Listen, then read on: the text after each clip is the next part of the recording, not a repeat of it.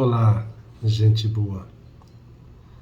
Depois das festas do Carnaval, em que muitos, e muitas de nós tivemos a oportunidade de grandes diversões, de recordarmos momentos do passado, quando alguns tinham desejo de voltar às ruas para essa grande festa, chegamos então hoje a essa nossa celebração, quarta-feira de cinzas. É Quaresma, tempo de graça e também de conversão. Tempo de voltar para Deus. Tempo de reconhecer que muitas vezes erramos a mira e temos que reencontrar o alvo. O alvo é Deus e os irmãos e as irmãs, suas imagens e também semelhanças. Não há amor a Deus sem amor também ao próximo. Não há conversão a Deus que não seja conversão também aos irmãos. Durante a Quaresma, a Conferência Nacional dos Bispos do Brasil promove a campanha da fraternidade, cuja finalidade é ajudar-nos a assumir a dimensão comunitária e social da Quaresma. A campanha da fraternidade ilumina e valoriza, de modo particular, os gestos fundamentais desse tempo litúrgico: a oração, o jejum e a esmola. Neste ano, o tema da campanha da fraternidade é Fraternidade e Fome, e o lema: Dai-lhes vós mesmos de comer. No Evangelho de hoje, Jesus nos convida a praticar a justiça. Isso precisamos recordar que o Evangelho de Mateus é conhecido como o Evangelho da Justiça. As primeiras palavras de Jesus neste Evangelho são: deixa estar por enquanto, pois assim nos convém cumprir toda a justiça. A busca fundamental também está ligada à justiça. Buscar em primeiro lugar o reino de Deus e a sua justiça. Por isso, além de ensinar os modos de praticar a justiça, Jesus indica também a motivação principal: buscar agradar a Deus e não aos homens. Há um ditado popular muito perigoso, quando usado para justificar descrença na possibilidade de as pessoas mudarem. Quando afirmamos: pau que nasce torto, morre torto. A questão é que nenhum ser humano nasce torto, mas pode tornar-se torto a partir de atitudes erradas. Hoje, estamos iniciando nosso tempo de Quaresma, tempo em que a Palavra de Deus nos chama de maneira mais intensa à conversão, à mudança de pensamento e de atitude, à mudança de vida. Mas que chance tem uma pessoa de mudar? Nós acreditamos que podemos mudar. Essa mudança depende de fatores externos ou será que seria de convicções internas? Deus acredita na possibilidade que todo ser humano tem de mudar. Se não fosse assim, Ele não nos chamaria à conversão. Voltai para mim com todo o vosso coração. Concretamente, voltar-se para o Senhor significa ser salvo. Voltai-vos para mim e sereis salvos.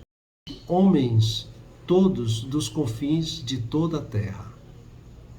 A questão é saber se a pessoa que está se perdendo ou que se perdeu tem consciência de que precisa ser salva e se ela tem convicção interior de que pode mudar, de que pode iniciar um caminho de volta para Deus e para a sua salvação. A conversão, a volta para o Senhor, não se dá de maneira imediata, de um dia para o outro, ou de uma semana para outra. O caminho de volta será tão longo quanto foi o caminho da ida. Quem está, então, a 100 quilômetros de distância da outra pessoa, não tem como voltar para ela imediatamente, mas precisa percorrer um caminho de 100 quilômetros, até reencontrar-se com a pessoa de quem havia se distanciado. Biblicamente, o percurso da volta é simbolizado pelo número 40. 40 dias simboliza o tempo que precisamos para mudar nos nossos hábitos, para aprendermos a ver a vida de outra maneira, para fortalecer a nossa convicção de que viver segundo a vontade de Deus é muito melhor para nós do que viver segundo a vontade do nosso egoísmo.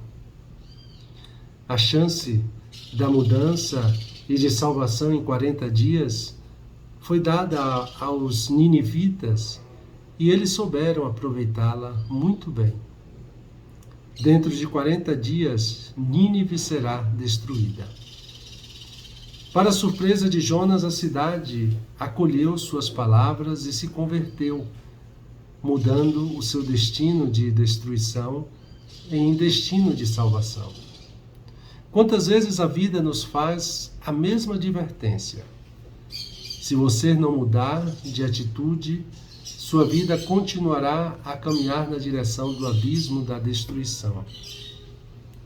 Apesar dessa advertência, muitos desperdiçam sua chance de mudança. Jogam fora sua possibilidade de renascimento. Tornam inútil esse período sagrado de 40 dias. Daí o conselho do apóstolo Paulo. Como colaboradores de Cristo, nós vos exortamos a não receberdes em vão a graça de Deus. Pois ele diz: no momento favorável eu te ouvi e no dia da salvação eu te socorri. E agora o momento favorável, quer dizer, é agora o momento favorável, é agora o dia da salvação. Jesus também viveu sua quaresma. Antes de iniciar sua missão, ele ficou no deserto 40 dias jejuando e orando. E como podemos ver no próximo domingo, ali ele também foi tentado pelo diabo. Recordar esse fato é importante no início da nossa quaresma. Precisamos estar cientes de que a nossa busca por mudança, o nosso desejo de chegarmos à Páscoa como homens e mulheres renovados pela graça de Deus, vai se conformar com a força, vai se confrontar, na verdade, com a força do maligno, o qual não deseja de modo algum a nossa conversão. Ele fará de tudo para tirar as nossas resistências à mudança e tentará nos convencer de que a volta para Deus é perda de tempo. Portanto, essa volta só se dará se estivermos convencidos interiormente que ela não é somente possível, mas principalmente necessária para a nossa vida, para a nossa salvação. No Evangelho de hoje, Jesus nos convida à mudança na força como nos relacionamos com o próximo, a esmola, conosco mesmos, com o jejum e com Deus na oração. Em relação ao próximo, é preciso evitar o individualismo e a indiferença e nos abrir então às suas necessidades. Em relação a nós mesmos, é preciso passar do eu para o eu, do eu quero para o eu devo. Quem faz só aquilo que lhe dá prazer não chega a lugar algum. Quem faz aquilo que deve, mesmo quando isso não lhe dá prazer, atinge sua meta de crescimento humano e espiritual. Por fim, em relação a Deus, é preciso exercitarmos nossa vida de oração. Não se reza porque se tem vontade, se reza porque se tem a convicção de quem sem Deus nada podemos. Se reza porque o barro só pode se tornar um vaso novo se colocar diariamente nas mãos do oleiro. A esmola, a oração e o jejum continuam sendo práticas importantes que nos ajudam a viver bem e melhor e nos proporcionam um bom relacionamento com os outros, conosco e também com Deus. É certo que hoje, mais que esmola, é praticar a caridade, envolver-se nas pastorais e ajudar a promover os pobres e excluídos. Somos convidados a exercitar os 3 pilares ensinados por Jesus, mas tomando o cuidado de evitar a hipocrisia para sermos vistos e elogiados pelos outros. Somente Deus Pai deve ser testemunha das nossas ações. Por isso, nosso agir deve ser no segredo, sem segundas intenções. É assim que demonstramos a nossa fidelidade ao Senhor. E concluindo então, lembremos que durante a Quaresma, a campanha da fraternidade nos convida então a refletir sobre a fome. Há 2000 anos, Jesus olhou a multidão, teve compaixão dela e agiu. Com certeza ele olha hoje a situação de tantos irmãos e irmãs e pede que os seus seguidores façam algo para mudar a situação. Paira sobre nós, cristãos, o desafio de ajudar na construção de uma sociedade em favor da vida, seguindo as pegadas de Jesus de Nazaré. Jesus está nos ensinando: dai-lhes vós mesmos de comer. Somos nós que temos de dar de comer às 5.000 pessoas que vivem à nossa volta. Ao tomar os pães e os peixes nas mãos e dar graças ao Pai, Jesus nos deu o exemplo de como poderemos fazer para aumentar nossas práticas de compaixão e de partilha.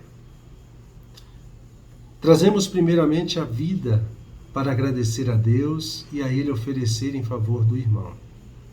Além disso, temos a doar saúde, paz, alegria, a nossa capacidade de sorrir, de cantar, de amar, de sonhar, de cuidar e de servir. Que a Quaresma, esse tempo favorável, nos ajude também a crescer ainda mais no amor e no serviço aos irmãos e irmãs. E dando continuidade a esse nosso momento de oração, me coloco na presença de Deus como de costume. Recolho-me imaginando o monte, ali de onde Jesus fala à multidão. Peço aquilo que quero. Agir não para ser visto pelos homens, mas apenas visto e contemplado por Deus. E buscando tirar proveito, medito sobre esse texto e sobre aquilo que tenho sido na vida dos irmãos e irmãs.